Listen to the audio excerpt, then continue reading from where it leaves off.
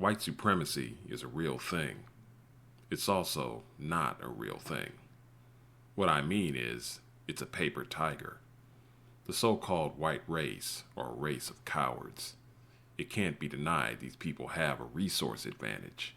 They have all the guns, control all the money through the banks, and they're on code with each other.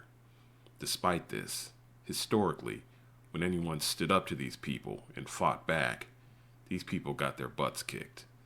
Bullies are weak. Their strength comes from a veil of fear. Once the veil is lifted, you see the sniveling coward a bully truly is. They shrink down once you square up to them and let them know what the deal is going to be. You realize very quickly there was never anything to be afraid of. You hear people say, "Why do we complain about white supremacy when we have black on black crime?" This is like telling someone, why complain about a leaky roof when your basement is flooded? You don't ignore one until you take care of the other. You deal with both problems together. What we do need to realize, however, is we take ourselves out of position to effectively deal with our enemies, with the things we do to ourselves. White supremacy doesn't care if black people strike it rich. Name any multi-millionaire or even billionaire black person, and then look at their children. Look how they behave. Look how they reverence their parents. Are these kids equipped to build, produce, or lead anything? Why should our enemies care if a handful of us gain wealth when it'll all be gone as soon as they're dead? The situation which happened with Bruce Beach, where the grandson of the Bruce family sold the land right back to the people who terrorized this thriving entrepreneurial family, is a pattern seen amongst our people far too often. The Most High God does so, and also allows very bad things to happen to us because of the things we do to ourselves.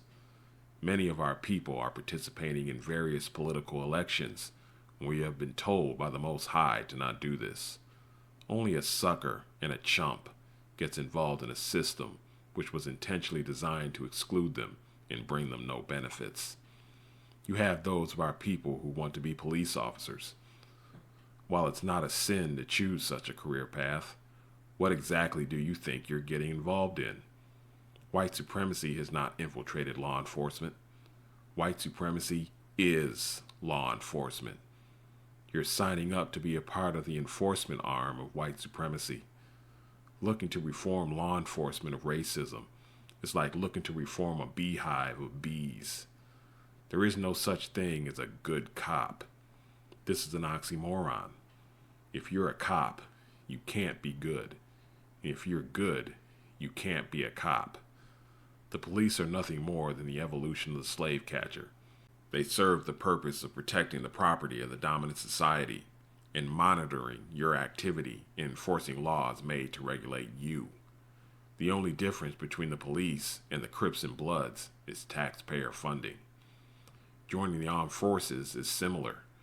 You signed on to participate in the white supremacist colonization and resource pillaging initiatives. Democracy is a farce. Democracy is when the white race controls everything and has power over everyone. No one put a gun to our head and told us we must participate in any of these things. There hasn't been a draft in more than 50 years. People go into these things on their own accord. Things which don't benefit them. We're choosing not to remove ourselves from things which don't do anything for us and even harm us. These are our own choices. What we do to ourselves is no justification for mistreatment. You and your parents may not get along, but no one has permission to talk down to your parents in front of you. If they try, they'll have something coming to them. No one has the right to shoot a black person dead because of rap music or because of street gangs in Chicago. What does need to be understood is we put ourselves in a vulnerable position through self-inflicted wounds. In any sports competition, the last thing you want to do is beat yourself. Don't create a 2-on-1 situation going against you.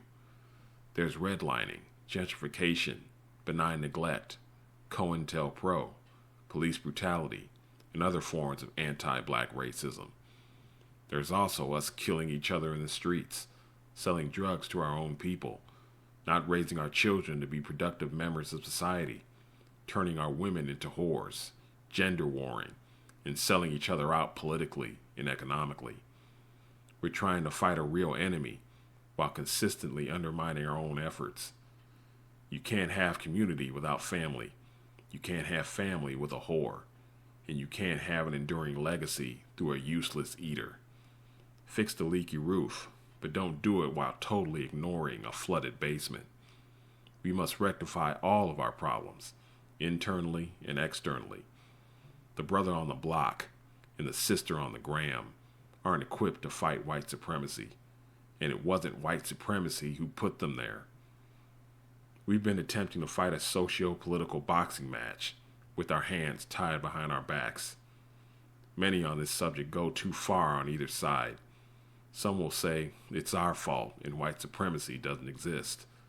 Others say it's because of white supremacy and we're not to blame for anything. The truth lies somewhere in the middle. White supremacy absolutely exists and is active. Our own people and self-hatred are its accomplices. Our external enemy is not a tough one to take down. What's holding us back is what's happening internally. We have not prepared ourselves to fight a battle we can easily win.